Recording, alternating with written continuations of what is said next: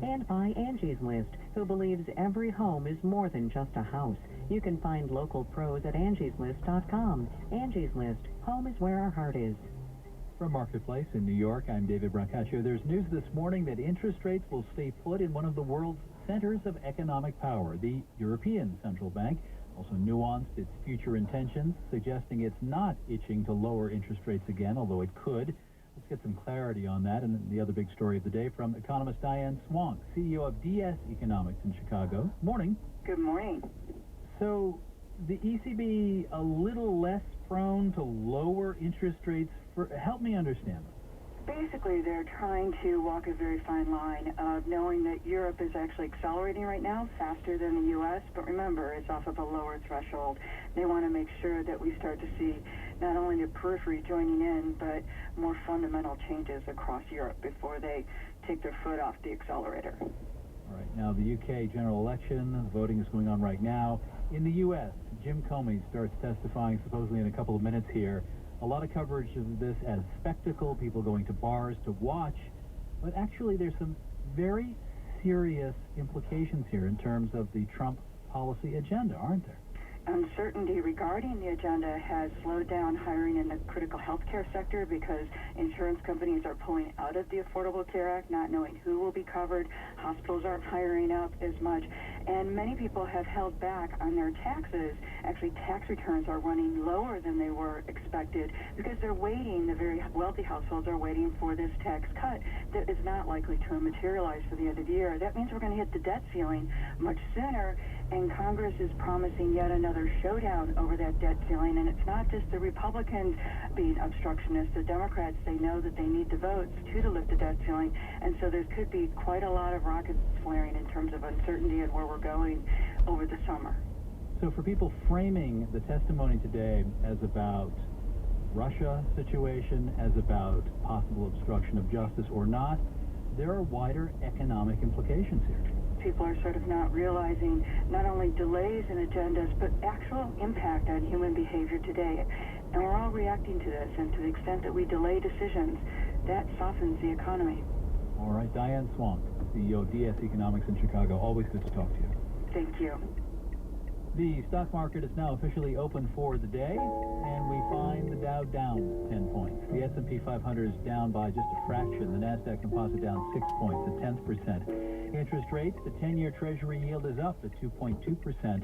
But in a positive sign for the U.S. economy, the number of people signing up for unemployment benefits fell over the last week. The week before, there had been a surge upward in claims. Marketplace Morning Report is supported by ADT, a security leader for over 140 years. ADT provides trust to protect your home, family, and all you care about. At ADT, we know your security is only as strong as the people who are backing you up. For 24/7 monitoring and peace of mind, learn more at ADT.com. And by Dana-Farber Cancer Institute, working to explore the next generation of targeted therapies for many cancers. More at discovercarebelieve.org. And by American Funds. Others hope for a good year. American Funds from Capital Group prefers good decades.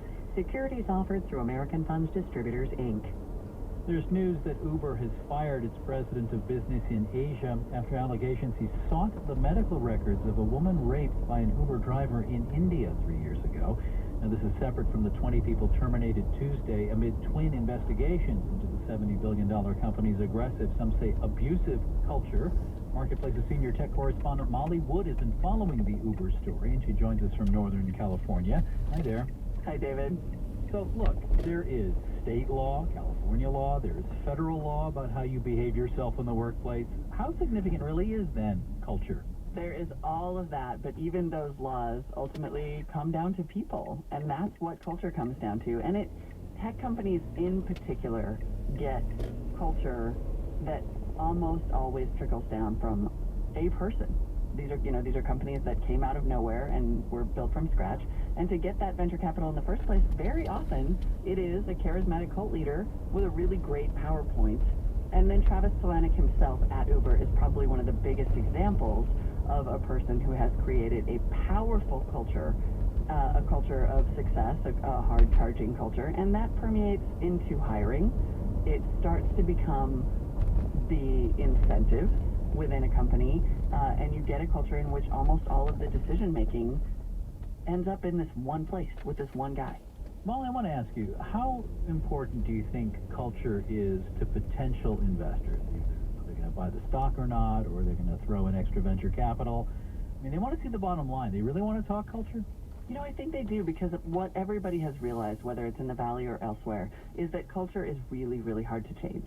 I'm really hearing venture capitalists talk about wanting to build it in from the beginning. And there's this notion in the tech world of something called design thinking, which is where you design an experience from beginning to end by really trying to imagine how a person will walk through every moment, even from their first day on the job. That is something that startups are starting to apply increasingly to building a